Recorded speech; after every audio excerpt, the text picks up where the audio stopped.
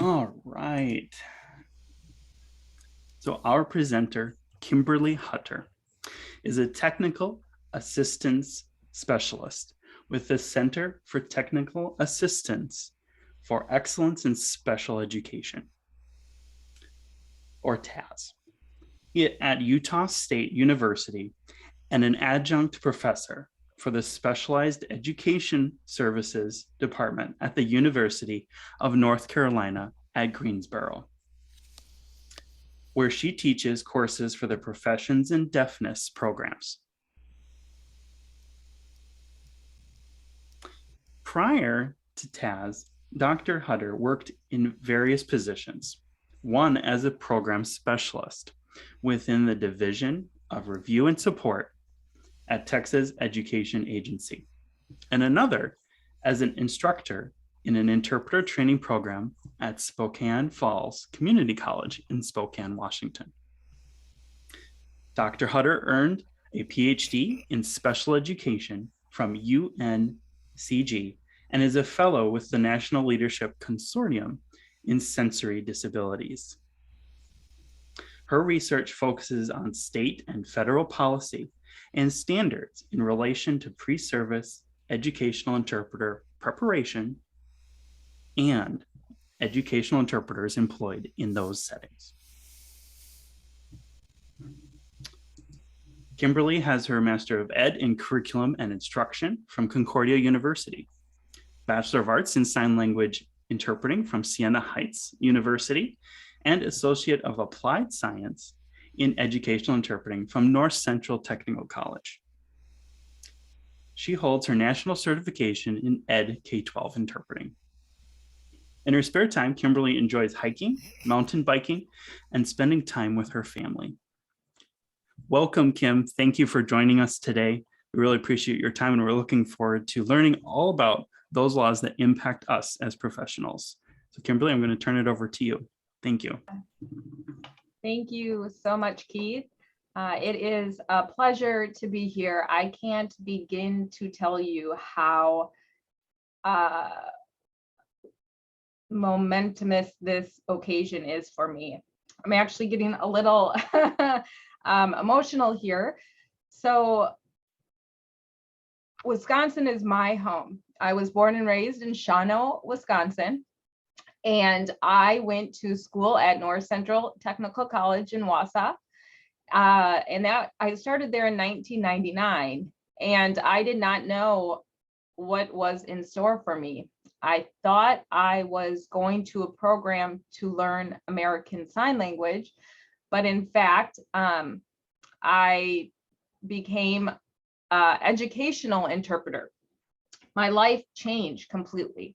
I went out to the field. I worked for Chicago Public Schools for many years as an interpreter, taught ASL, provided professional development around law, and started questioning why I was seeing interpreters that didn't quite understand the educational environment. And so I started, asking questions, why? And what I found was that the majority of programs in the United States were focused on interpreting for deaf adults in community settings. And I happened to attend a program, one of the only programs in the United States that focused on educational interpreting. And so I continued asking those questions and found myself in a PhD program where I was able to focus on research, all really focusing on standards, preparation, history of understanding where educational interpreting came from and where we're at now. And I'm sitting here today. And if it wasn't for Wisconsin, I wouldn't be here. So to come back, I truly appreciate it. I'm going to probably drop some names, not in in a, this person is this, not like that.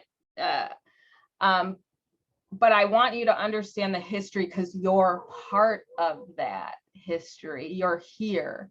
If you're from Wisconsin, it's important that you know that, because it's amazing to know how deeply our roots are connected to some of the things that have happened in the field, some of the publications, and why we're at where we are today. So with that being said, we'll jump in. So the way I have this structured today, I'm going to go over each individual law. And let me see if I can get this moving. So we're going to take a look at Section 504 of the Rehabilitation Act. And after we're finished looking at that, I would like to engage with everyone. And, you know, if you have questions, please drop them in. If you can hold them until that point, that would be great. Write them down. And then we can have a discussion. And then we're going to move on to IDEA, the Individuals with Disabilities Education Act. Again, reviewing the information about that law and how it's impacting your work. And at the end of that, I would love to take questions. You know, let's get involved. Let's have a discussion. And then we're going to look at the Americans with Disabilities Act, ADA. And the same, you can ask questions and get answers. Hopefully. I am not here to provide legal advice. Okay, I study the law and I study how it impacts systems down to the individual level. So please understand that any information that you take away today is not legal advice. It's knowledge that you're adding to your toolbox to provide you a little more context and to provide hopefully a little more support on how you can move forward and resolve any kind of issues you may see that are happening around you. I would love to see you get loud in the chat box. Please feel free to chat. If you hear something and you know, you have an example, put it in the chat box. And I would love to see you guys discussing this in the chat box. It's important to bounce those ideas off of each other and talk about it. So with that being said, let's get this chat box moving. I would love to know what your job title is at where you currently work. And you don't have to tell me the exact name of where you work, but are you in a local district, or are you at a private school, or do you maybe work for the state? Maybe you work for a university.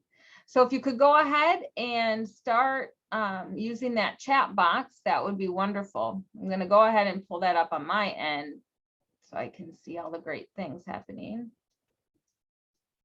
Okay, we have someone in Florida. IPP department chair at a community college, wonderful. Freelance interpreter, educational interpreters. We have them at local districts, some in Illinois. Community interpreters, college interpreters, local districts.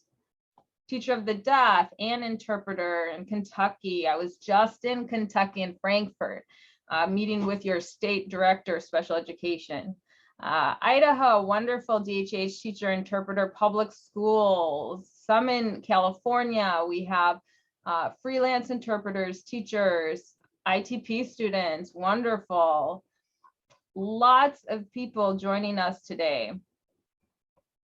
So the reason why I'm bringing this up and why I'm asking you to share that is because you work in a system, and it's important to understand that system so that you can do and provide the best support and services for that student you're working with. At the end of the day, this is always going to be about your student.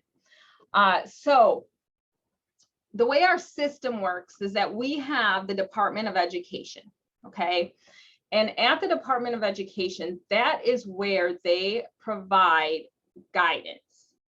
So we have laws, right? We have Section 504, we have IDEA, we have ADA, and all of those sit in different places, okay? So Section 504 and ADA are with the civil rights group. Okay, they're not under IDEA, under the Department of Education. They're nestled elsewhere, but it still comes from the federal government. IDEA is under the Department of Education, and that is where we receive guidance. So these agencies provide guidance, and they push that out to state education agencies. So any state and every state has a state education agency. And at a state education agency, you're in the middle. So they need to take the guidance from the Department of Ed, and they have to look at that and determine how they're going to provide that guidance to local education agencies. Now, the majority of you are at a local education agency. And as you can see, this is a hierarchy, right? This is a top-down approach. And so when you're at a local education agency, you would be getting guidance from that state education agency. It would go through them. So not only do you have your federal laws and rules that you have to worry about and follow, you also have state rule, and those state rules may impact you as well. Let me give an example. So in federal law, transition services are to start at the age of 14. That is written in IDEA. At 14, you need to invite the child to the IEP meeting, and transition services must start. Now, that doesn't mean that every state needs to follow, well, they need to follow the 14-year-old, but they could move it ahead, right? They could say at the age of 13, we're going to start transition services. So every single state can make a rule. It has to be equal to that of the federal government or even more than, okay? And so the reason why this is important is because there's all of these departments that this guidance and these laws are filtered through, and then it comes to you. And you are boots on the ground, right? You're there doing the work. And it can be extremely frustrating when you're in your particular situation and you almost feel like you're not being heard, okay? Which is why it's important that you understand where this is coming from. And for you to go ahead and do your own research and see what are the rules and regulations in my state? What are the federal laws and rules? So I'm going to do my best to provide you information around the federal laws, right? Coming from our federal government, but the state, those are individual. So you're going to have to look to see if there's anything else. So for example, licensure. I bet every single one of you has a different requirement for becoming licensed in your state as an interpreter, as an educational interpreter. It might not be called a license. It might be called a certificate. It could be called anything, but every one of you has something different, and we don't have anything nationally, okay? Yeah, someone just said Maryland doesn't have either yet, right? So some states don't have anything. And so what happens in those states when you don't have anything and they're currently in the process, they're not receiving guidance from the Department of Education. There's no guidance from the federal level. So the federal level leaves it up to the states, and the states get to determine what that looks like, which is why some of you may be in a state that stuff isn't happening. Some of you may be in a state where things are happening. That is driven by you. It's driven by the people. It's driven by the constituents. It's driven by the deaf and hard of hearing individuals in the community. So if you're in a state that doesn't have a lot happening, start calling people. Call your state education agency and find out what's going on with the licensure. What can you do? Can you get a group together? And you can be that mover and shaker. And for those of you that are in states where you don't feel that it's at a level it should be at, go ahead, be a shaker and mover. Question why. Ask why they decided to do it that way. So Wisconsin, they have a 3.3 on their EIPA. That is what is required to work. In addition to that, you also have to, I was reviewing, I believe it's your new rule that is going to infect in Wisconsin, which I believe Keith and or Mary might be able to speak to that at another time. However, you need to attend an educational interpreter training program or receive a certificate in educational interpreting in order to become licensed to work in Wisconsin. And so I will get to that, Jane, later. If you could hold that question and post it for me when I ask for questions, that would be great. So you guys can be those movers and shakers. And that's the first thing I want you to know, okay? Because it's important for you to know that, because you can be a change, but we have to do it in the right ways, okay?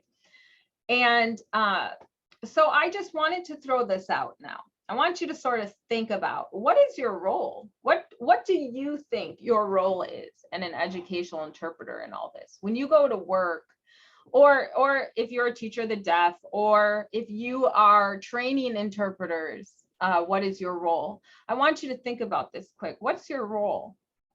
What is it? And please go ahead and post it in the chat box. What's your role? An advocate. You're an advocate. What else is your role? What other roles do you have? Primary role is to facilitate communication, a language model, a resource, language model. Part of the IEP team, making sure the child is successful. Part of the educational team. You're an ally, there to facilitate communication. Being there to support the school, making things accessible, provide access to education. Interesting. I'm going to write that down, and I want you to remember access to education, okay? Make a note of that. Cultural mediator. In reality, or what it should be? That's a great question. We're going to talk about that, right? So this is good. I wanted you to get your mind going, thinking about how do you fit into this bigger system, right? Because when we're on the ground, we're far from the federal government. We're far. And sometimes we don't feel very empowered to make some necessary choices and moves for that student, because we may feel like it's out of our hands. So let's go ahead and move on and talk about Section 504 of the Rehabilitation Act. If you could, I might have this question in later, but do any of you have a student you work with that has a Section 504 plan? Anybody? If you do, just say yes. Okay. So we have quite a bit of people that are saying yes, that they have a section, that the student they work for has a 504 plan, or they have in the past. Very good. So we'll talk about what that should look like. Okay. So Section 504 was enacted in 1973. And what happened was we had the Brown versus the Board of Education in 1954, and that really brought forward all of these advocates from disability rights, and these groups started forming, and that really was a huge push and gave momentum to the disability movement. And so one of those first areas we saw that was focused around disability was Section 504 of the Rehabilitation Act. It is a disability civil rights law, and it's enforced by the Office for Civil Rights. So remember, this is through the Office for Civil Rights. It is not through the Department of Education. It's not enforced by the Department of Ed. And what this law is focused on doing, what this section 504 focuses on, is prohibiting discrimination. That's what it's about, okay? And it's not just about disability. So you have these students, and I know that most of you, probably all of you, have heard of Section 504, but who qualifies? Well, any person who has a physical or mental impairment that substantially limits a life activity, a major life activity. And what are those? Well, it's anything you can think of that you do on a daily basis. Absolutely, Sandra, I will get a PDF for you all. There's walking, seeing, hearing, speaking, breathing. All right, there's this long list. And so dependent on what the child needs. Now, Section 504 is specific to education, right? When you move to a college, you don't get Section 504 anymore. You're not covered anymore, okay? Then what kicks in is disability services, and that would be under ADA. But Section 504 doesn't follow you out of high school when you transition. This is for K-12 setting. This is focused on our little ones. I'll call them little ones. And so it's really looking at, is something in your life majorly impacted that you're unable to perform at a level as others, right? It's really about no discrimination, and it's about equity. And so the individuals that qualify, okay, that means that they're eligible for services. It doesn't necessarily mean that they always get them, which you may have seen this before, right? But if they're eligible or qualified, they have a physical or mental impairment. It's limiting a major life activity, and they must be incapable of or significantly restricted when trying to perform that activity. And so I'm going to say this loud: not all students who qualify for 504 qualify under IDEA. Can you type that? Not all students who qualify for 504 qualify for IDEA. Okay, they don't. So we cannot automatically assume that if they have a 504 plan, they have a IEP. Okay. The word substantial can trip you up. Absolutely. Well, I'm going to give you an example of how that can be substantial. So here's an example. My 10-year-old, she has emotional disturbances that impact her learning. Okay.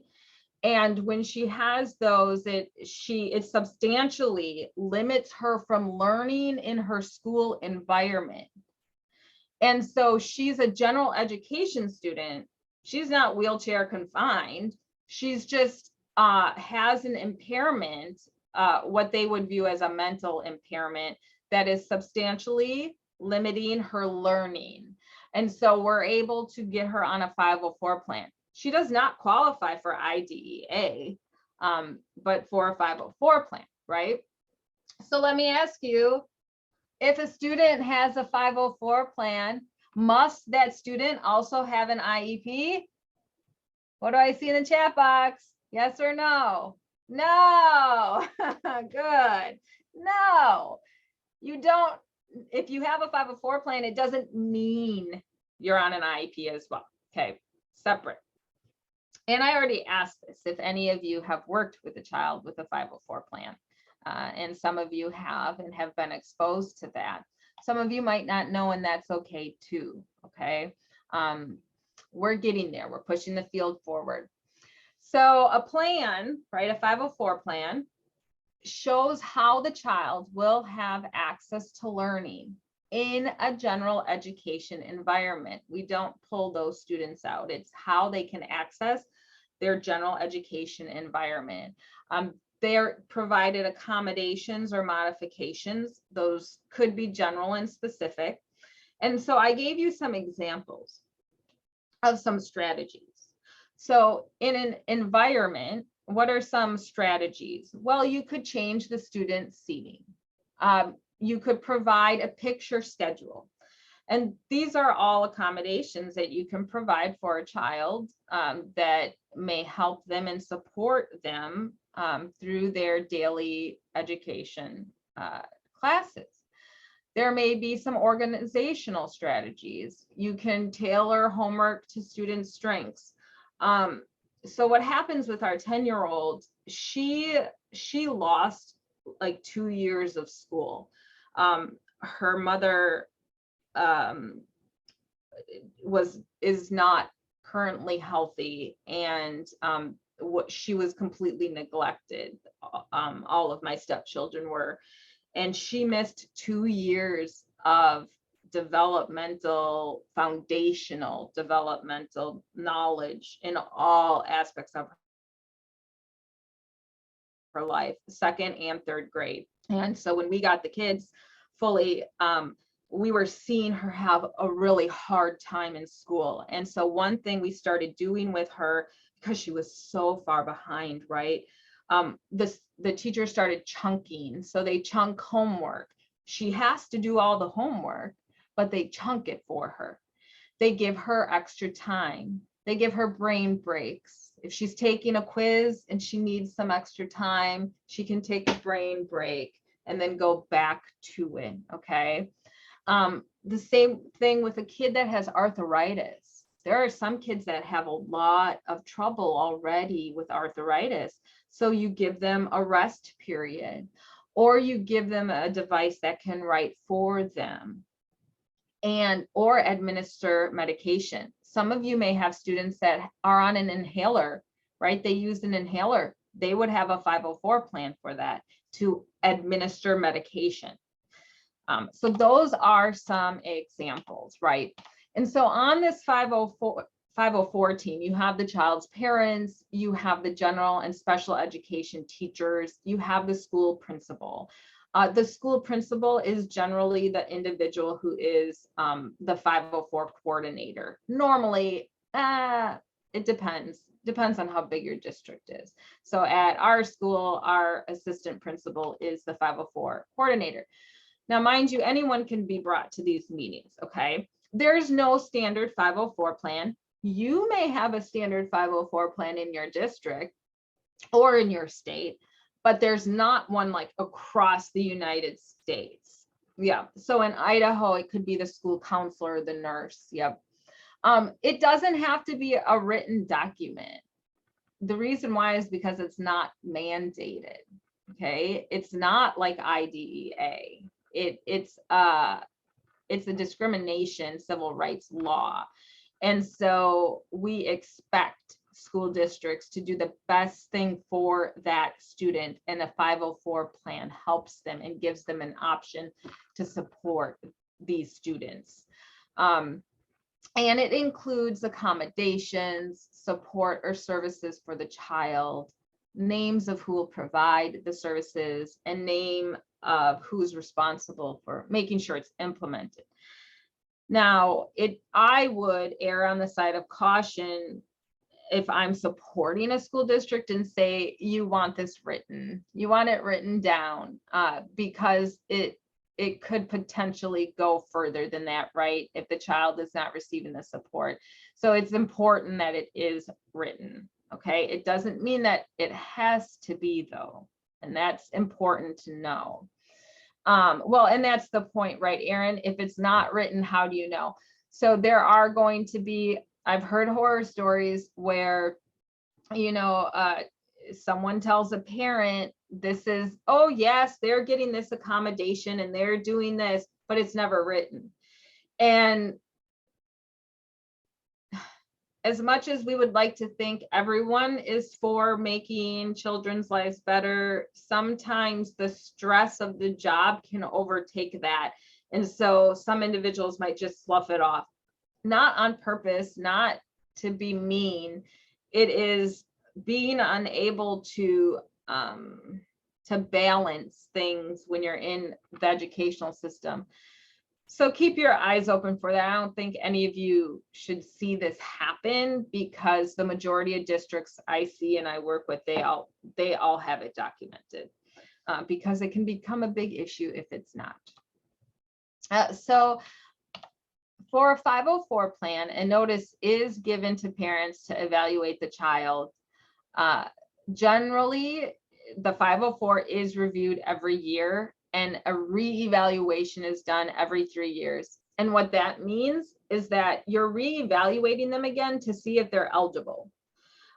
Because, like, for example, our 10-year-old, she in 3 years, as we move forward with all of the therapies and the support, she very well may be past that and is able to truly use the tools that she's been given and not need it anymore. So then after she's reevaluated and it's determined she's not eligible, then you would just move on. But if between now and those 3 years, something else pops up that we need to change or we need to add to it, we can reconvene and make sure that the 504 plan is moving as it needs to move every year. And you can also, I could call a meeting tomorrow. Well, probably not because it's Sunday, but Monday if I needed to. And services are free of cost. They're financed by the SEA, which means State Education Agency, or LEA, Local Education Agency. And it's important to know that 504 is federally funded. Okay, so those monies come from the federal government, given to the state, and the state disperses them to the local districts. And so if you are federally funded, you best better be providing that 504 plan, because if you're not, you're going to be in a world of hurt, or that district would be anyways. So if a parent does disagree and there's a problem, they can call for a hearing. They can call, the school district and ask to have someone, an outside party, hear their side of the story. So I want to quickly, before we move on, is to see, does anyone have any questions around 504 plans? I'd like to talk a little bit about where you guys come in. So as an educational interpreter, if you're working with a child with a 504 plan, and you are at that point, you would be considered an accommodation. Okay, your job in that setting with a 504 plan is to provide that student access to the curriculum, unless the group decides something else. Has anyone seen, those of you that have a student on a 504 plan and you're interpreting for them, have you seen the 504 plan? Okay, so I have some yeses. And what does it say? Does anyone, can anyone quick say? Okay, so a lot of you know you haven't seen it. Okay. I'm going to say this: if that student only has a 504 plan, which that's all they would have, I'm telling you this right now, they cannot have a 504 plan and also have an IEP. An IEP gets rid of that 504 plan, gone. Okay. So so what happens is, you got to think about this. If they have a 504 plan and they're deaf or hard of hearing, the team needs to be asking, if that's the only problem, right? The only thing that you're seeing, the major life impact is hearing, but they're doing good in everything else, and their assessment scores are tip top, and they don't need any other support, then yes, a 504 plan can support that student, and you would be access to the curriculum. You would be providing access to the curriculum. Okay, that's how that should look.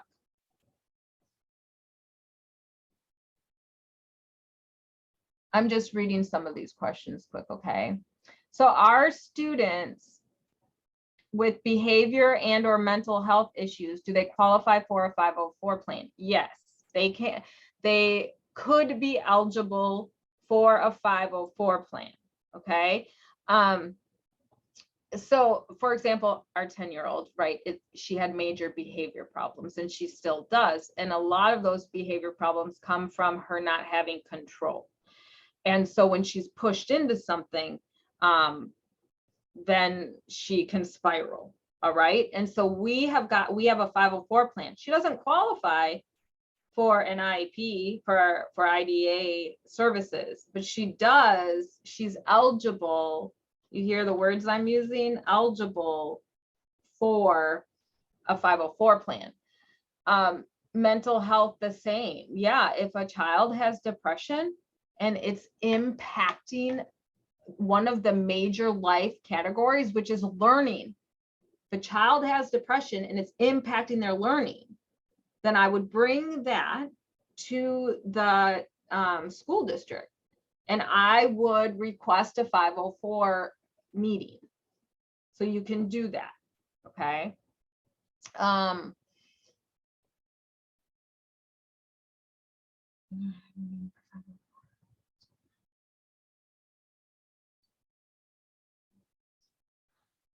Yeah, so if you're,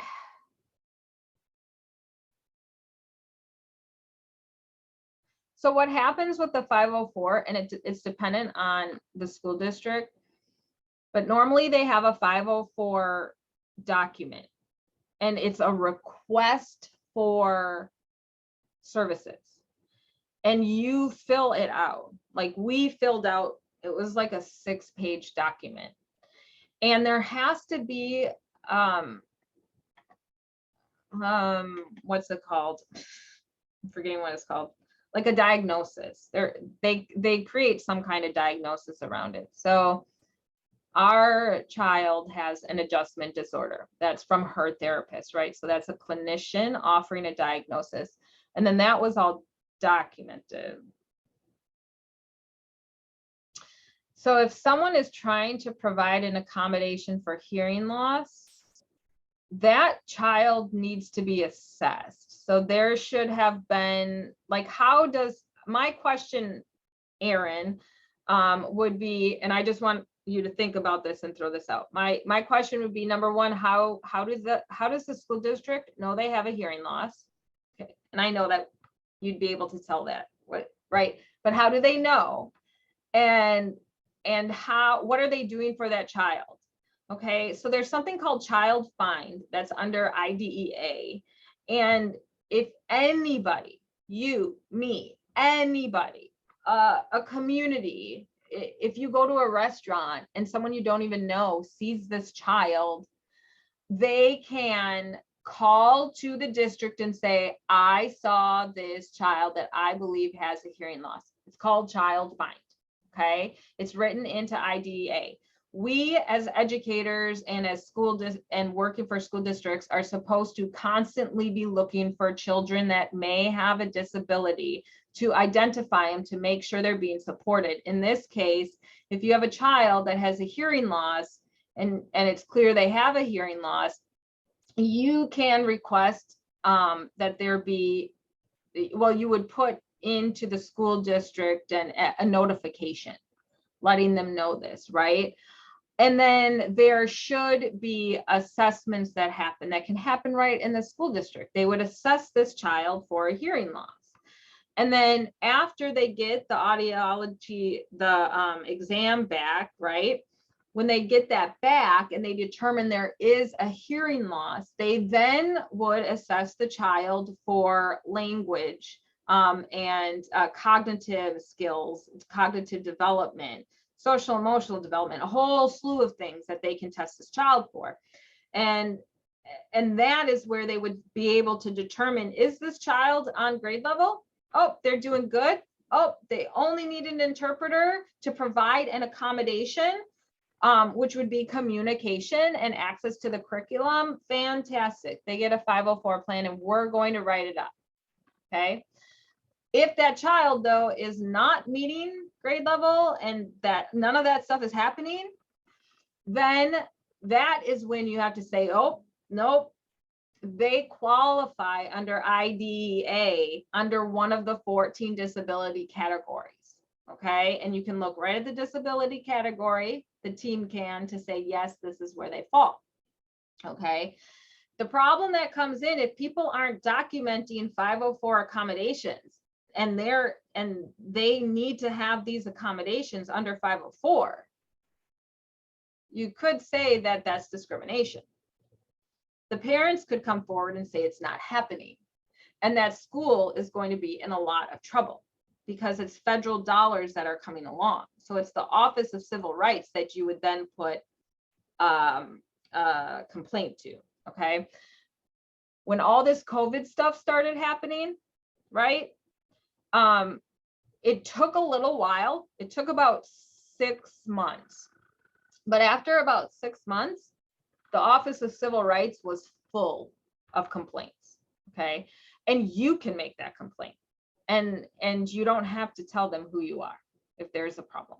Okay, so a student has accommodations that give an interpreter in the room and extended time for tests. So I'm assuming that that student is on grade level, and they only, listen to my verbiage, that student only needs access to the curriculum. That's it. Interpretation services on a flat line. You'll understand as we move forward where I'm going with this. Yeah, you've never worked with a student with a 504 plan, only IEPs. That's how it should be.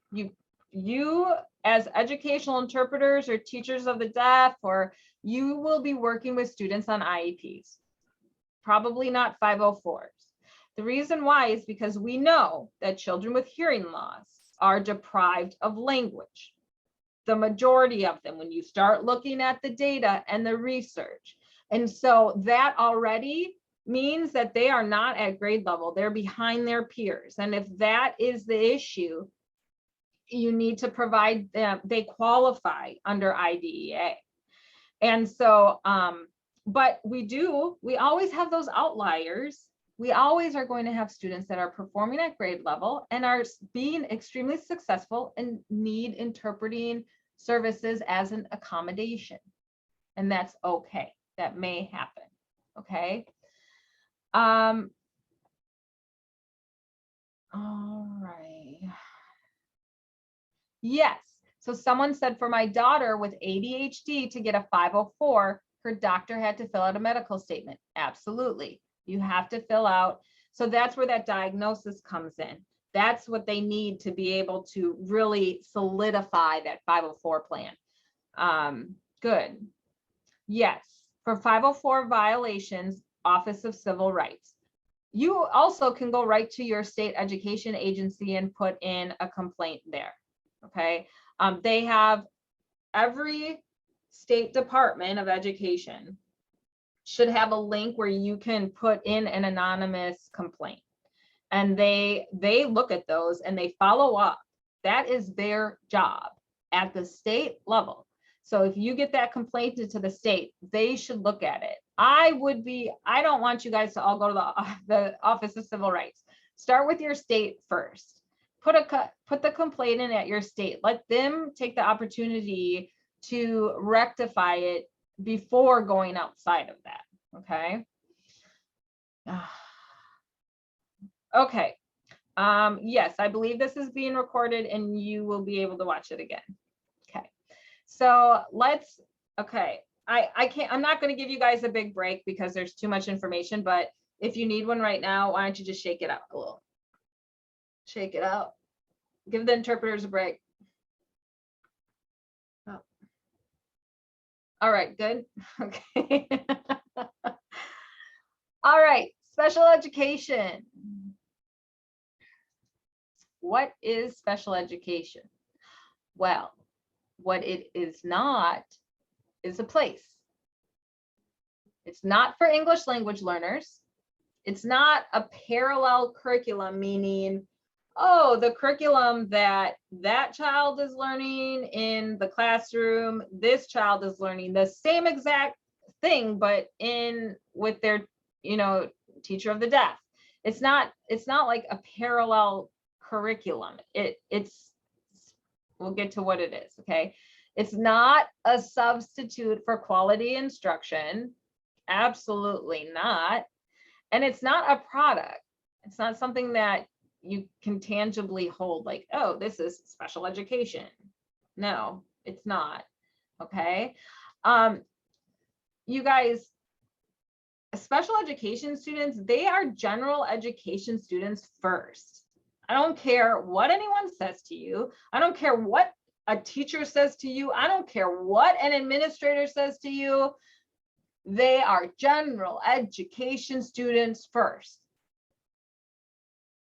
They need specially designed instruction to support them in their academic environment. Just a support to provide some equity to the situation at hand. But they are a child of general education. All students are. Special education is a support. It's no cost to the parents, and we provide it to meet the unique needs of a child with a disability. So again, it's specially designed instruction. What does that mean? It means that based on what we know about this student, we're going to design something to fit that student's needs. It doesn't matter what it costs. It doesn't matter if they need an $80,000 writing machine. That doesn't matter. Cost doesn't matter. Whatever that child needs, whatever we have to design to support that child, that's what we give them. Okay. Again, no cost to parents. This is on the federal government and your state. It is no cost to parents. And we make sure that we are to meet the child's unique needs, whatever they need. If they need bus transportation, that's what we provide.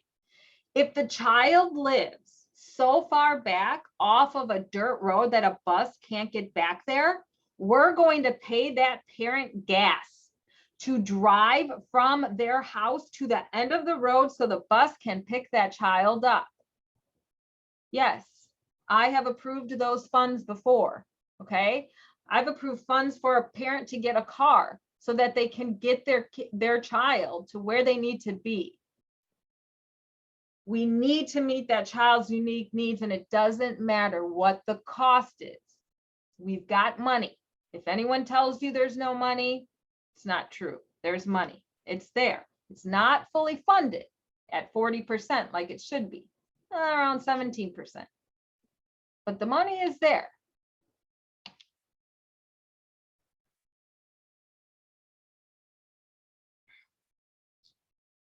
How is it determined if a student needs an ASL interpreter? We're going to talk about that, Halisa. So I'm going to hold off on that, and I might answer your question as we move forward. Okay. So IDEA, Individuals with Disabilities Education Act, originally called the Education for All Handicapped Children Act, and or Public Law 94-142, also called the Mainstreaming Act, whole bunch of different names, okay? But all of those names that you've heard, that equates to IDEA. So in 1990, they renamed it, right? The Education for All Handicapped Children Act, we moved away from that. So it was renamed to the Individuals with Disabilities Education Act. In 2004, it was reauthorized and renamed again to the Individuals with Disabilities Education Improvement Act. However, you will still hear everyone saying IDEA.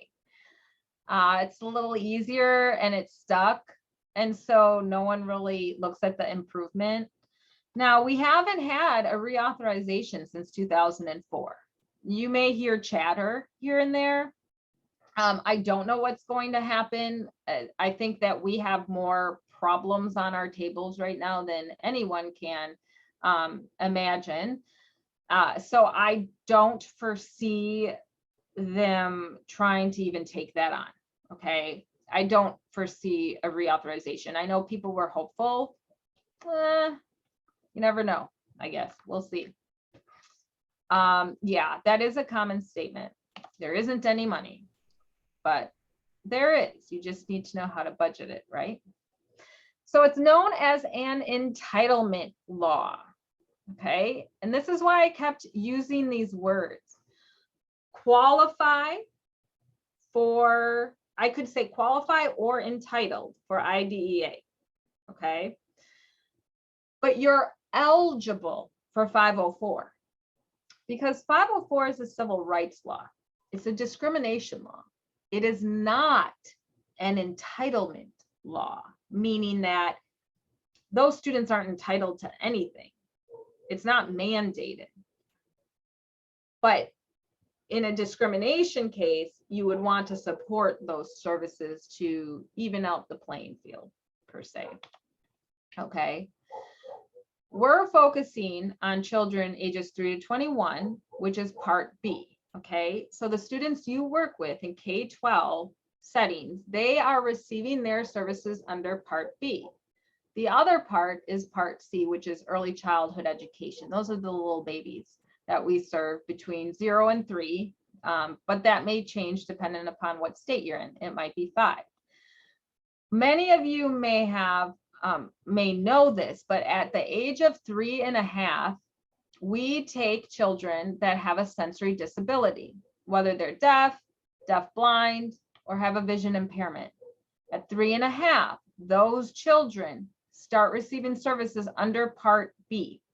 And you may see the little 3.5-year-olds walking through the hallway, still sleeping with their little blankie in the morning. That was my favorite thing to see. But at 3.5, we start serving students with sensory disabilities because they need to get moving. Oh, in Kentucky, they can start on their 3rd birthday. Okay, so that's a great example of every state has a different rule, right? At the federal government level, it would be 3.5. At the state level, 3. So, and they might have even moved that back. I'd have to look at that. So the goal of IDEA is a free, appropriate public education, also known as FAPE, in the least restrictive environment. Free. No cost to parents. It's free. Appropriate. Keep appropriate in mind. Public. The public are entitled to it, right? It's paid for by the public. It's public. Anyone can go and get this education. It's public and it's education. Appropriate. Now, when you hear, oh, they're not doing FAPE. Oh, there's a new court case around FAPE. Sometimes they're looking at the free part. Majority of the time, they're looking at appropriate. Is it appropriate? And that applies to all of you as interpreters in the classroom. Is it appropriate? Are you providing, not necessarily you, but is the school district providing an appropriate education for this child who's deaf or hard of hearing? In the least restrictive environment, there is a continuum of services, and one could be all the way to being homebound, okay, which would be restrictive. You're homebound, it's restrictive. To the least restrictive environment, which is inclusion, you might have heard, where the child is included in the general education classroom. Okay, and so that it can go anywhere on this continuum. Now, hold on, let me go back here. I'm going to get into the least restrictive environment in a minute to give you a little history. For those of you that have come to my presentations before, you know I'm all about the history. So how do you, or what are the requirements for IDEA, right? So any student, and this is what child find is, if a student is suspected of a disability, we identify and evaluate them. Any student, any student. So if you go to a restaurant, and this happened to me, you go to a restaurant and you see a child that is like a school-age child picking scabs off their body, eating it, looking over, something is wrong. And you might want to sort of like investigate, not be rude, but try to determine what's happening. That child was deaf-blind, and this happens where parents end up having a child, and generally they live in a more rural area and they just don't know what to do with the child, and they just sort of let the child sit there. And then we have situations like that. So if you believe that there is suspected of a disability, that's where you let the school district know there's this child, and this is where they're at, and I believe that they have a disability, and we need to identify them and evaluate them. Okay. A lot of that happens in like doctor's offices and stuff. Okay. So you don't have to, you know, be a defensive end and take anyone out. They must meet one of the 14 disability categories. Some people will argue that it's 13. You can go look for yourself, and it goes back and forth. And then develop an individualized education program, which is the IEP. Those are the requirements under IDEA, right? But that's just surface level. It gets much deeper than that. But before we move on, let's get some context of this, because this is where the FAPE and the least restrictive environment come in. So prior to 1975, right, prior to IDEA, more than 80% of deaf and hard of hearing students attended schools for the deaf. Now, according to IDEA, that would be considered a restrictive environment, because LRE, the goal of LRE is to get them into an inclusive environment, meaning a mainstream classroom with their hearing peers. Okay, that is least restrictive environment. So attending a school for the deaf or hard of hearing is going to be restrictive, because you are it's almost segregation. If you want to, if it's easier to think of it that way, you're segregating these kids to a place where they are no longer exposed to a typically normal developing child, right? In this case, it would be a hearing child. So that is why they passed Public Law 94-142, because we had all these students with disabilities sitting in corners, sitting in mental health hospitals, sitting all over the place. And they weren't being educated and supported because no one in a classroom environment wanted their child exposed to that. Oh, heaven forbid. But we kept pushing the disability law, right? Section 504 of the Rehabilitation Act, or the Rehabilitation Act went through. And so kept pushing for the education, because education wasn't being looked at. It was really more focused on adults. And that's where IDEA comes in, where they said, wait a minute, something's wrong. These kids need to be included, not segregated, not pushed out. They need to be included. And that flipped. Okay, this is huge. It flipped. So more than 87% of deaf and hard of hearing students are included for a full or partial day in a mainstream classroom, okay, with their hearing peers. Yeah. What does that matter, right? Well, it matters because that's our history. That's where we come in as educational interpreters. It created a brand new position. So imagine 87%, these students all of a sudden going to their neighborhood schools. Uh-oh, well, this child is deaf. I can't communicate with them. I don't know what to do with them. What do we need? Oh, mom, you know how to sign? Oh, neighbor, you know how to sign? Oh, hey, you individual who knows sign? Do they really? I don't know. That could be debated, right? Let's bring them in. So we had all these people now, weren't trained, providing some signs to a child. Okay. This was a problem, a huge problem. Organizations, Registry for Interpreters of the Deaf, they noticed. National Association of the Deaf noticed.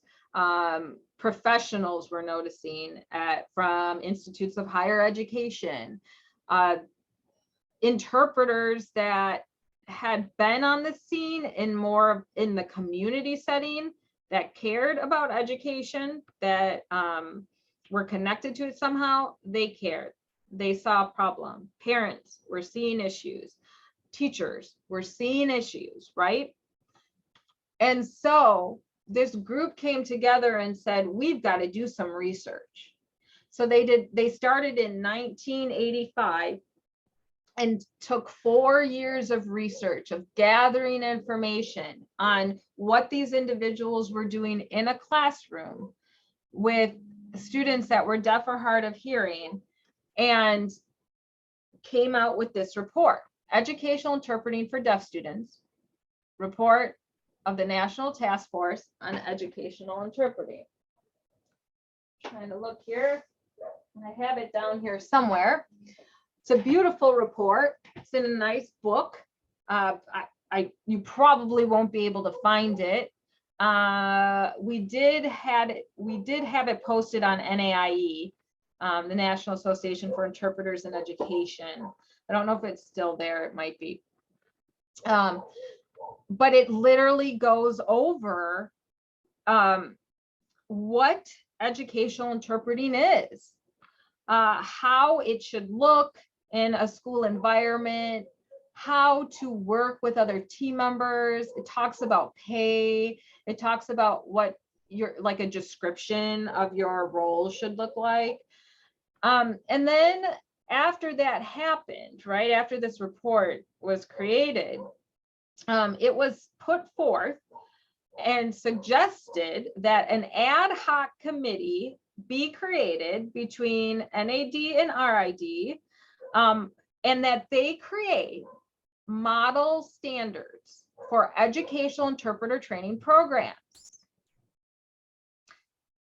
And y'all, guess who from Wisconsin sat on that ad hoc committee? My favorite person in the world, Maggie Holt. For those of you that know her, we are blessed. She sat on that ad hoc committee as a member of RID. And for those of you that don't know Maggie Holt, she ran the program at North Central Technical College for many years, and changed my world for sure, because that's why I'm sitting where I'm at. She was a huge mentor for me. Okay, I told you I was going to name drop. I love this woman. Anyways, she sat on this ad hoc committee, and she helped write the standards for educational interpreter training programs. Levy, no, the model standards are not in the professional guidelines. However, I wrote the standard part of the professional guidelines for NAIE, and I incorporated that because we had to stay more general.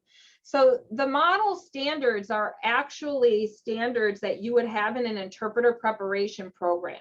Okay, so what classes do you take? And it highlights all of that. And it really focuses on the aspect of educational interpreting, which is why the program at North Central Technical College focuses on educational interpreting.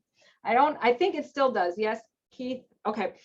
That program is from the model standards. That is the program that they have there. Okay. And so Wisconsin, those of you from Wisconsin, this history is your history to move forward with. It's really important that we keep it moving. Maggie Holt was a big player in this, and we will keep her name going forever. We're going to keep it moving along. So that's huge. And those model standards came out in 1992. That is when they were published. Okay. You can also find those if you, I feel like they might have been posted on NAIE too. I tried to post some stuff on there, but I don't know if they're still there. If you need them, email me and I can get those to you so you have a copy of both. Oh, thank you so much for putting the link in the chat. Wonderful. Yep. Okay, so again, where do you fit into all of this, right? Where do you fit? Well, we had people doing research. And if you get into research, there are trends that happen, okay? And this happens in like all research, where you're going to see this spike of research on educational interpreting, and then it goes down, and then it spikes again, and it goes down. And it's like every 10 years that this happens. So there were enough people pushing on their legislators in their state and going to the Hill and causing a ruckus that in 2004, interpreting services were added as a related service. Now, in 1975, IDEA was passed, right? Public Law 94-142. So that is what, 85, 95, almost 30 years. Individuals used IDEA to support their students that had IEPs and had related services in a specific manner. So teacher preparation programs taught teachers how to do this. State education agencies provided guidance to local agencies on this. And this is where I think we're getting stuck, okay? Because interpreting services were added in 2004. So nothing was ever changed. No big thing came out of the federal government saying interpreting services are now related services and educational interpreters must be written in on the IEP under related services. No one said that. No one said that, okay? How many of you even look at the IEP? How many of you? Probably not a lot of you even get to see the IEP. Some of you do. Good, good, good, good. You should. I've tried to see it. We're provided an IEP at the glance. Oh, someone has access to it this year. Colleen, good. Someone gets a copy and is able to read it. Have a copy. Good, good. So years ago, it literally was no. Oh my gosh, you guys. Fighting hand over fist. Like, let me see the IEP. Actually, if you knew what it was. I can guarantee that we have interpreters in our audience, and this is nothing against you, you guys. This isn't against you. This is on interpreter preparation programs. I'm going to put it on them because it's part of their responsibility, right? To teach our upcoming interpreters that are called pre-service interpreters about this educational environment, and that there's this thing called the IEP. And it's a legal document that literally dictates everything for that child. And could you imagine if we were in this perfect world where everyone cared about deaf and hard of hearing students? If we trained our interpreters to be that language model to support these children, how they would come up and how they would move into higher education, and the amazing skills that they would have and knowledge they would have as adults. But for some reason, we just focus on adult interpreting. Not quite sure where the disconnect is. But when we come back to the law, related services means transportation, and developmental, corrective, and other supportive services as are required to assist a child with a disability to benefit from special education. You hear that? Louder in the back for those that don't hear. Benefit.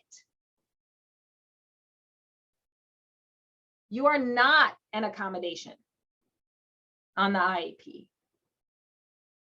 No way, no shape or form are you an accommodation on an IEP. You are related services. Take that in, everyone. Stand up if you have to. Say it. I am related services.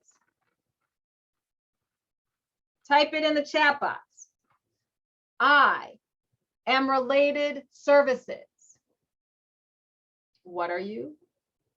You are a related services provider.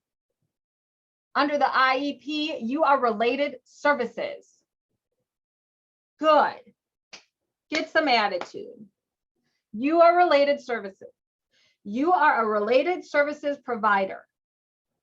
Who else is a related services provider? Who else?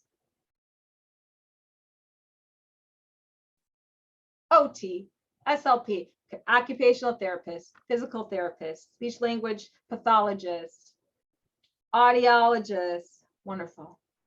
Wonderful. Yep.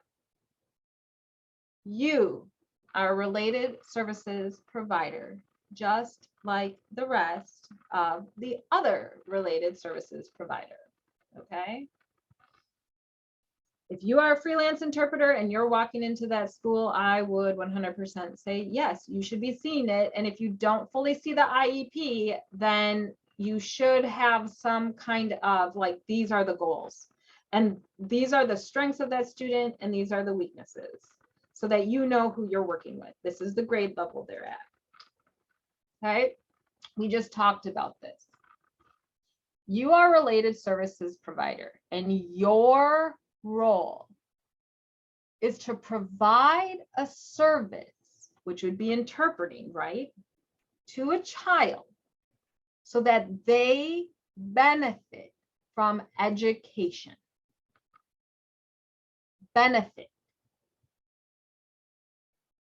Yes, you're providing them access to the curriculum, but it does not stop there. No, no, no, no. You should be providing them enriched interpretations of the instruction that they are able to benefit from your service and be successful. You are not an accommodation. You are not access to the curriculum. You provide access to the curriculum. Don't get me wrong. You are doing that, and you're facilitating communication. You're doing all these things. But at the end of the day,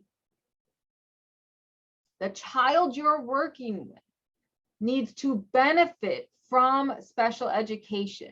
And that's you. They need to benefit from what you're providing. And that is where we have problems. You're not just there to stand in a classroom and put your hands up.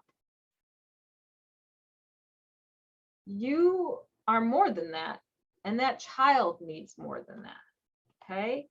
And that's where the IEP comes in. So an IEP is more than a legal document. Yeah, I'll get to your questions, everyone. It's more than a legal document, right? It is in fact a legal document, but it's also this huge map. Think of it as this map, and it lays out this plan.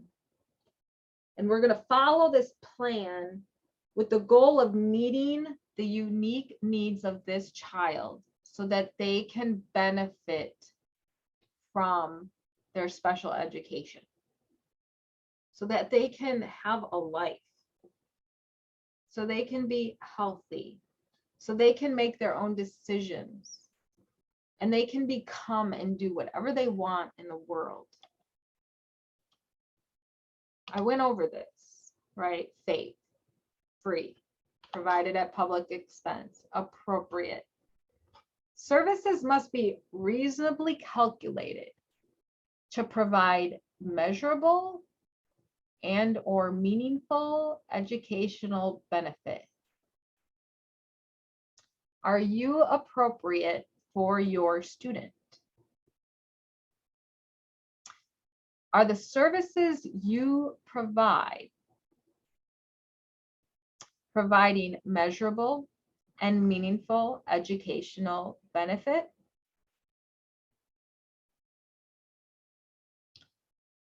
It's something to think about. And I've said this in the past, and I'm going to say it again. It's just a matter of time before a parent, a really involved parent, right? Because we have some really involved parents, and then we have parents that just, they don't understand what's going on, and I don't blame them. They're not given the support they need. And I don't blame the educators, because by gosh, educators, you guys aren't getting the support you need either. Can't really blame the administrators because they're not getting the support they need either. You see, it's a cycle that we're in, and no one's really truly being supported. But it's really important that you think when you walk into that classroom every day that you're there to provide a service that is measurable. It's providing measurable and meaningful educational benefit. So when you walk into that classroom, are you giving it your all? We have bad days, I know. What could you do to make it better?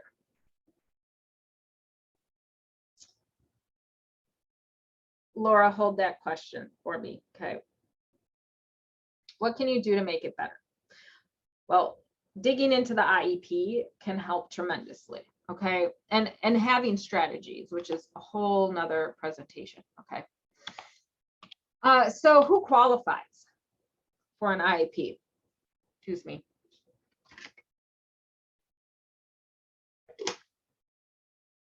A struggling child. When a child is struggling, and that's noticed, 9 times out of 10, it comes from the parent. Well, no, let me take that back. The parent may recognize it and push on the school, or the school, right here. So the parent can push on the school, or the school will notice that a child is struggling and they may call for an evaluation. Now, some of you work in MTSS systems, multi-tiered systems of support. And that is, so MTSS was actually set up to sort of like get rid of special education. Now, don't take that right to the grave, because that's not accurate. But it's interesting because the way MTSS is supposed to work is you have a tiered, right? 1, 2, 3. All of our students are at 1, all of them, and they're all receiving supports, right? But then you see a few struggling students and they go to tier 2. So you bring these struggling students to tier 2 and you provide an intervention that's called RTI. So you're providing an intervention, also known as response to intervention. Those students at tier 2, some of them stay there. And then some of them that resolve go back to tier 1. And then some of them that are really struggling, oh, they need a little more support. So you move them up to tier 3. At this point, normally when they get to tier 3 is where you say, oh, they're really struggling. Let's do an evaluation, okay?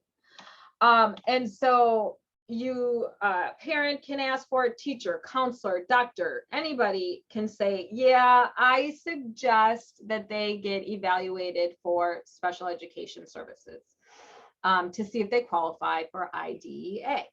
Okay. Now, mind you, not all of you have tiered systems of support. I know that, but in a perfect world, that's, well, some educators would say in a perfect world, that's how it would look. And they believe that if we did that, that a lot of these students wouldn't move over to special education, right? Everyone would stay in general education and they wouldn't need additional supports because they'd be getting it right in their teacher or in their classroom, also known as differentiated instruction. Okay.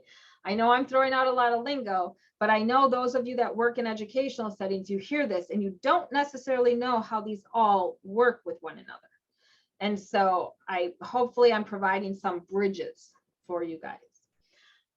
So the IEP team comes together and they review the evaluation, and they evaluate. There could be multiple evaluations done. For a deaf and hard of hearing student, there's a specific evaluation they do, but you have your medical diagnosis from the doctor to begin with. And then you also are going to assess to see where that student is. Now, we don't really have like great assessments in the field, but we do have assessments and individuals who are qualified to do those assessments.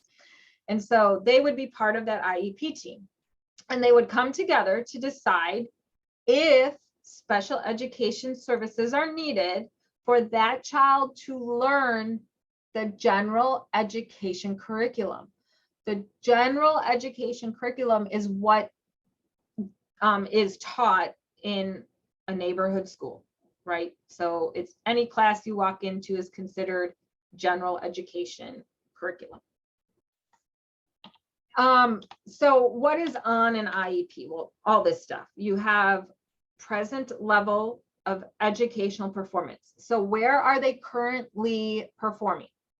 And so that would be like, oh, this child's in 5th grade, but they're at a 2nd grade level in math, but at a 4th grade reading level. And so you would see all of these different levels, and it's social emotional, like there could be a whole bunch of different areas in present level of educational performance. You may have heard it as PLOP. Some people call them PLOPs and a whole bunch of different things. IEP has annual goals. If you don't have a goal, you have nowhere to go, right? We know this. Like this is like 101 that we learn. Oh, you want to do what? Well, you better set a goal to get there, right? Same with these children. We want them to what? Oh, we better set a goal. So maybe they are at a 2nd grade reading level, but they're in 5th grade. Well, I need to start setting goals around reading, right? And I need to work on reading, and I need to see them move ahead. I need to be able to measure that and see them move ahead. We measure, we report progress. We provide special education supports and related services. What are you? What are you? Who in the chat box? What are you? Yes, you are related services. It's in the IEP. Your special education supports and related services. Good. Also on the IEP, supplementary aids and services, accommodations for standardized tests, and transition planning. Sorry about that. I didn't catch that. And transition planning, that's life after high school that you're planning for.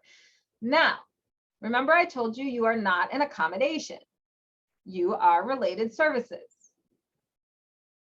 However, if the child has accommodations for standardized tests, you would also be written in there.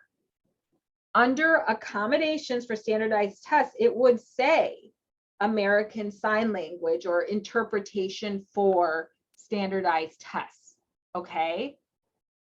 That's the only place that you should ever be written for an accommodation is for standardized tests. Other than that, on that same IEP, you should be under related services. You're not an accommodation under IDEA. You are related services, okay? If they don't reach an IEP goal, you would need to really determine why that child did not meet that goal.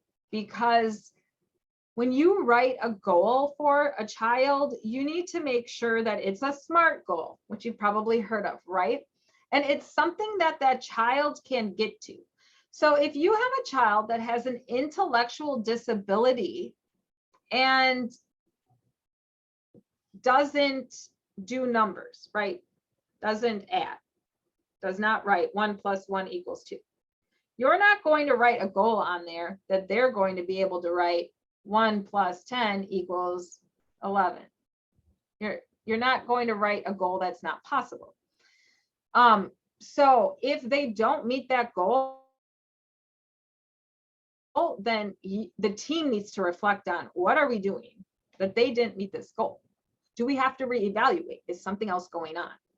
You wouldn't just put that goal back on there.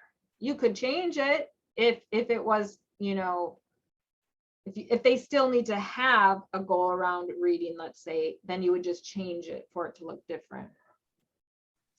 Everything I'm saying, this is all around public schools. However, if a child, so this is the problem. If a child goes to a public school, the federal government does not provide funding to private schools. So you basically, as a parent, would be writing your entitlements for your child away if they go to a private school.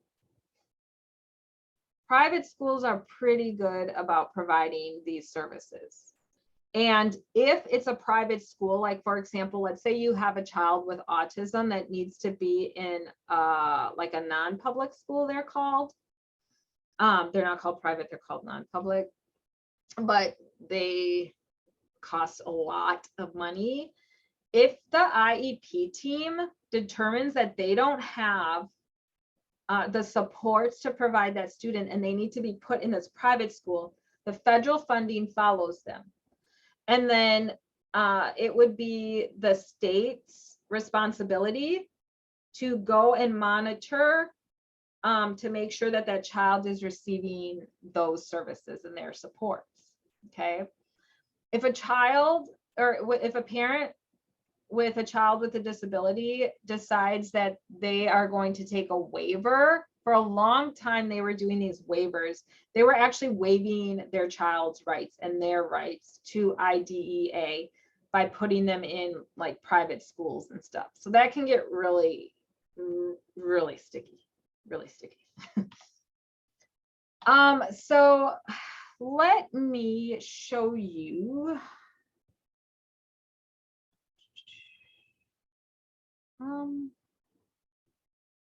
Where did it go?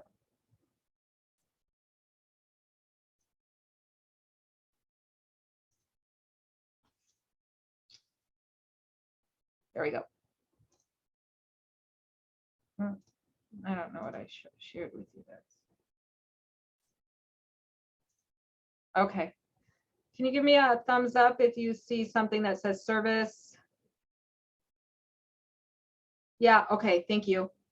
So this is an example of what, perfect, thanks everyone, of what you might see in an IEP. Now, FYI, okay, if you're in a locally controlled state, every school district can have their own IEP form, okay?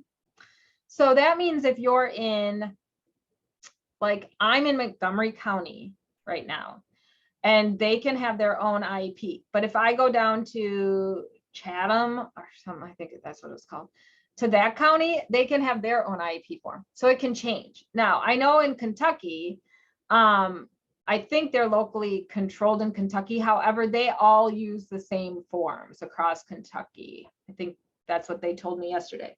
Like in Texas, every single school district can have its own form. I'm saying that because if you're looking at this and you're like, what? IEPs look different. Generally, this is what you're going to see for related services. It would say like related services right here. And it would say, well, what's the service? Well, they have interpreting services. There you go. Yeah. They have interpreting services, sign language services in the classroom. And then you'd have the date, right? So from, let's say, August of whatever the date is that you had your IEP team meeting to the next year, because that's when you would have it again. So for that whole year, this student gets 240 minutes of interpreting services in the classroom. And that, where's the setting? They get special education, because you guys are related services. So your special education direct services in a general education classroom. So the student goes into a mainstream classroom with their hearing peers, with their related services provider, you, the interpreter. And then under provider, I would put your name. You're the interpreter, you're the related services provider. And then the frequency, right? So for 3 days. Normally for you guys, it would be 5 days and it would be the full minutes, okay? This is just a little, shows some other things. So as you can see, speech and language is there. And then there's interpreting services where it was co-teaching in resource time. So it was the interpreter and the teacher of the deaf teaching together. They did co-teaching for the student. So this is how it should look. Now there's a whole nother different section that says accommodations. You are not under there. You shouldn't be under there. It's actually would be illegal if that were the case. So if I was working at the state education agency and did monitoring and looked at these IEPs and I saw that, I would cite them, which I did. I would cite them and say, you are not in compliance. And that means that you're really going to have to look at your school to figure out, like, interpreters are related services providers. They are not accommodations. They could be an accommodation for what? Testing. But other than that, you are not. You are related service provider. So I wanted to show this to you. So if you're looking through the IEP, your eyes should come here, because it's a nice chart. And you should be able to see, well, where am I at? What am I providing? How many minutes? All good information to have. Okay.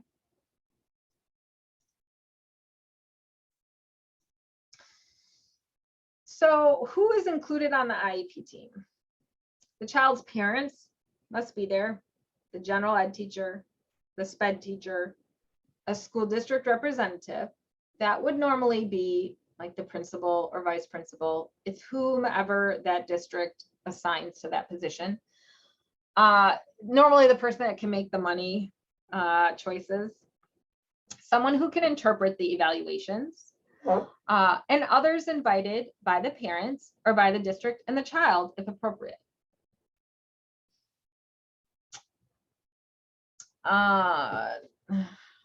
Erin, we can try to talk about that later, because pay is, yeah. So you guys would actually, unfortunately, as you can see, now I want you to look at this from a broader perspective. Are there any related services providers? Does it say on the IEP team, related services provider? Does it say that? No or no? Right? No. It does not say that.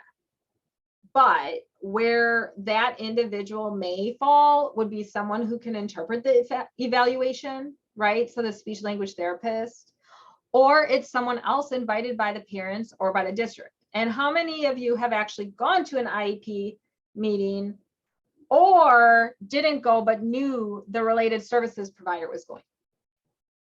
Anybody there that you knew the speech language pathologist was going, or you knew their PT was going, or their occupational therapist, right? Yeah. You should be at meetings. Okay. If a district relies on a person's input regarding related services, that person should be invited to the IEP meeting. There is nothing that I can do for you, unfortunately. I mean, I can't go to your district and yell at the administration and say, you need to invite them to the meeting. I can't do that, right? But you are a related services provider, and you should be at that meeting. Remember what I just showed you, where it showed how many minutes you were with that student? Wait, let me just bring you back to that, okay? The speech and language pathologist is with the student 30 minutes, 3 days a week. You, as an interpreter, are with this student 240 minutes, 3 days a week. I would sure hope that you would be invited to the IEP meeting, since you are the related services provider that spends the majority of the time with that student. Now, I'm going to tell you, your minutes are going to be much higher because you're with them like all week. If you're with them all day, Monday through Friday, you are probably the related services provider that's with them the majority of the time. Why would you not be invited? And I know you're asking the same questions if you're not. I know you are, because I ask those questions too. And I am never going to tell you that you need to get on people's cases, but I was that person that did. And I made people mad. I did. But at the end of the day, I was involved and I was there for that student, and they knew that I cared about that student. And I wanted that because that's what it's about. It's about the student. It's about providing them a support and a service where they can benefit. And how can I benefit that student if I don't know their goals? If I don't know where they're at, what level they're at, what their math level is at, what their reading level is at? How can I provide an interpretation for them if I don't know what language they have? You can't. Y'all, it's impossible. So what happens is you're left sitting in this classroom trying to figure out, well, where are they? What are they? Oh my gosh. And yes, stressful, stressful. Perfect. Someone writes a report. Good. Just quickly looking over. Yeah, if you can, write up a report. If you're not involved right now, one way to get involved is by showing that you know what's going on. Take a piece of paper, start recording data. What are the students' strengths and weaknesses? You look at it. What are you seeing happening? Maybe you're seeing the students stare out of the classroom every day. Well, then start keeping tallies. Look for patterns, write them down. Maybe you're seeing the student just watching and just taking in all this information and is grasping and keeps moving up on their math skills. Great, write that down. That's a strength. They're getting ahead and they're interested in something. These are all things you need to know.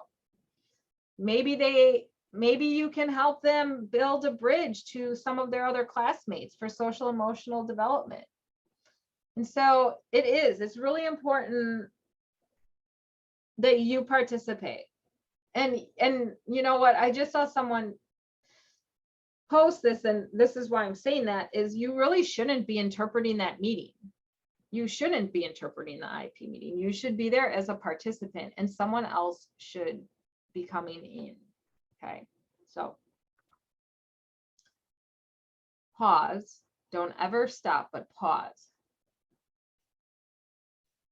breathe, cry, but keep going, okay? Because what you're doing is so important for these students. And it hurts. I know it hurts your heart. I know that. It doesn't feel good to not be appreciated and not be listened to, but you got to keep moving forward. And one way to do that is most certainly by starting to document stuff and showing the team, hey, I'm part of this team. I'm with this student all day, every day. I have an in. I know what's going on. I know what they're doing. Right? I know you guys are all in that space. Right? So this is how you're impacted by IDEA and how your student is impacted. Huge. You see this? Huge.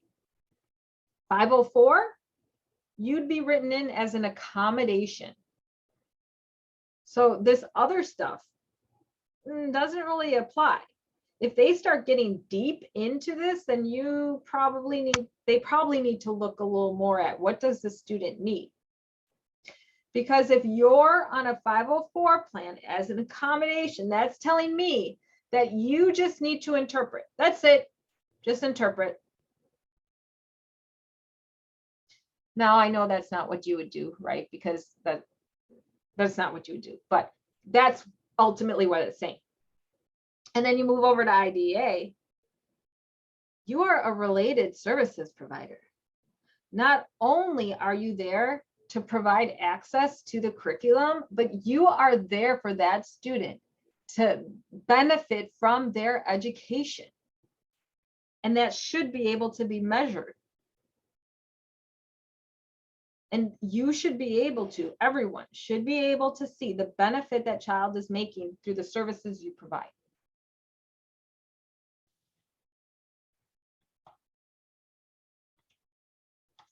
The IEP must be reviewed once a year. It has to be. The team gives input on how the child is doing. What are their strengths? Okay. What are your concerns? What are some suggestions? You could have a suggestion of, man, Tommy sits in the back all the time and he's always doing this. Let's move him to the front. Simple as that. Discuss if modifications and accommodations are working, if they're on there. Okay. Look at the most recent evaluation. Looking at the PLOPs, the present levels of performance. And then you would document any changes to the IEP that was agreed upon. Okay, changes need to be agreed upon, everyone, and then you document those. That's what happens at the IEP meeting. So if you're trying to figure out how can you be a member, this is sort of these are the things you'd want to look for. And document that, and then share that with the team as you move on.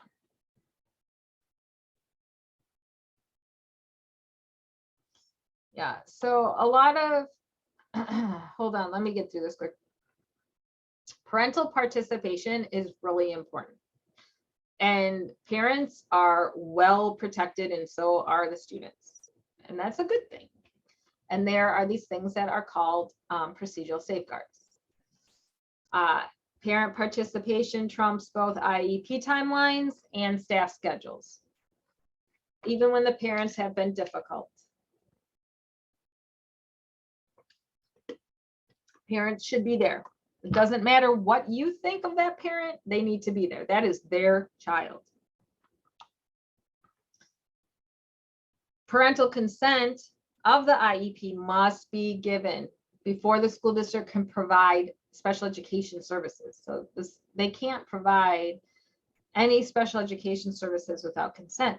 If the parent consented and then you're a year out and you're at your annual meeting and you guys decided that you're going to change the minutes and that the interpreter is only going to be in there for 2 days instead of 5 days, and the parent hasn't signed off, you better be in there for 5 days. You cannot start implementing something the parent did not sign off on. Okay. I would 100% say you should, if interpreters should be establishing IEP goals, start writing goals based on what you're seeing. Parents can take the IEP home for review, just like the 504, you take it home review. And they have a right to due process. They have a lot more rights though, okay? All the way up to the Supreme Court if needed, okay? Any questions? We've got 10 minutes and it shouldn't take too long to bang out ADA, but,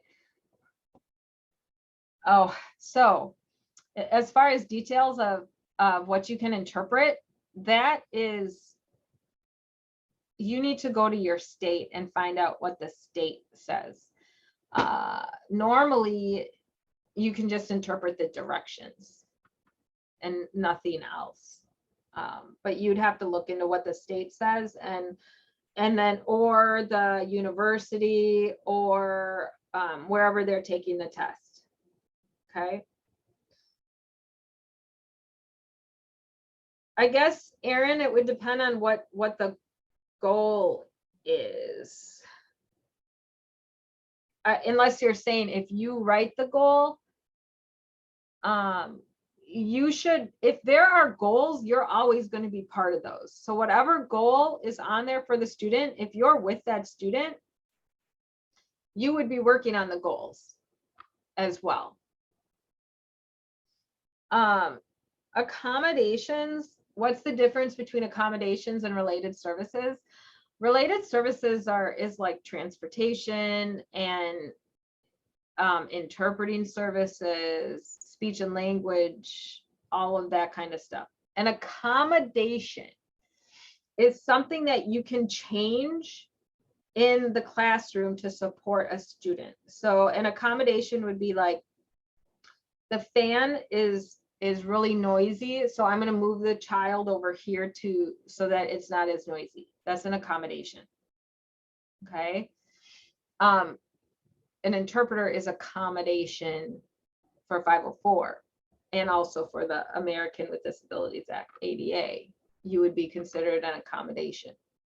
So technically you're an accommodation for the civil rights laws, okay, ADA and 504, but you are a related services for IDEA. And that's the only place you're going to see related services. Accommodations on an IEP may be additional test time, chunking information, yeah, like placement where they're sitting, okay.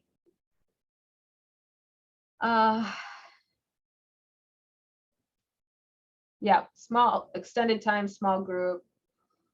If you write the goal, so that's where you guys have to, you know, if you're writing goals, you guys determine who is taking that data down. So I used to take data all the time, and then I would get together with the teacher of the deaf and we would look over what the goals were to determine if the child was meeting them or not.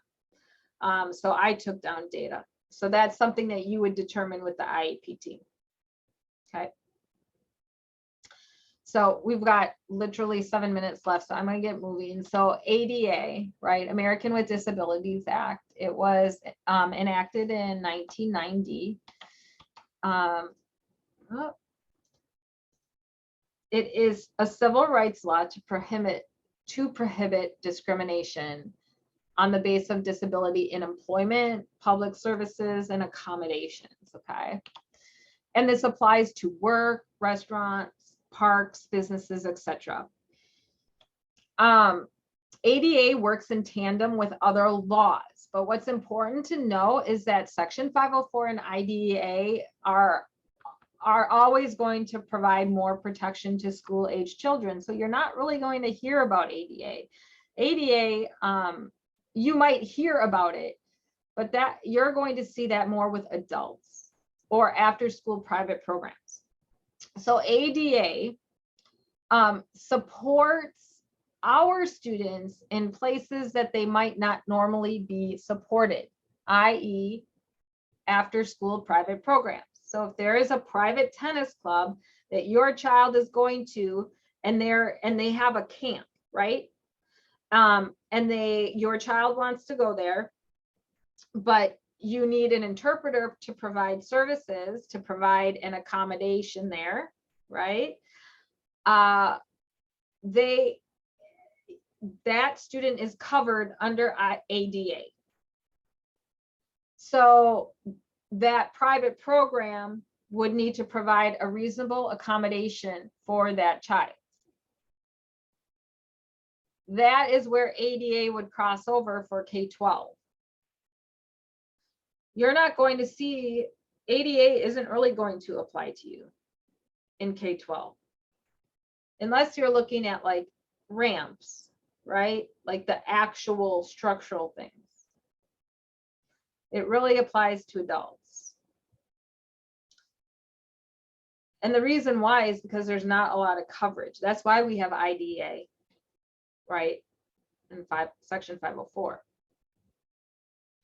Reasonable accommodations are just that. So I worked at a university and I had some of my colleagues were deaf, and they did not have fire alarms with lights on them. And my deaf colleagues put a request in that they get ADA fire alarms, right, that have lights on them. Well, to that university, that was not a reasonable accommodation at that point. And don't ask me like everything about it because I can't give you all the answers, but I know that the cost of it was like way exorbitant for what they could like approve to be reasonable. And it took a long fight and a long time, but eventually they were able to go and put lights in the classrooms that we worked in and my colleagues worked in. Okay, so that's how they made it reasonable. They didn't do it across the whole campus, but they did it in the classrooms and the buildings that my colleagues worked in.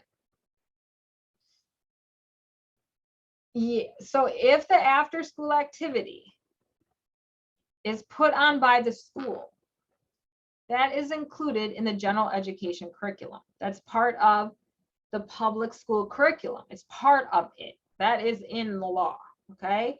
So your school district would be responsible for paying you on after school activities because it's federally. These are after school sports and clubs put on by the school, and the school receives federal funds.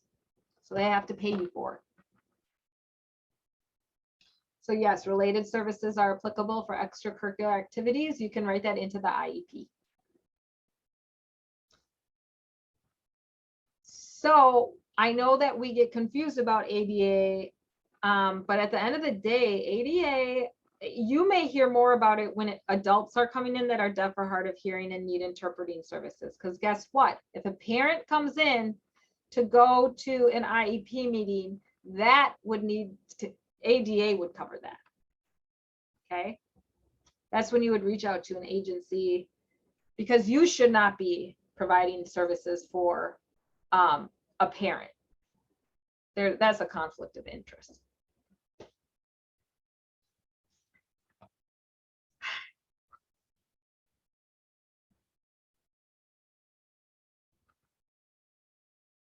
Yeah, so I'm going to put my email up here quick, okay?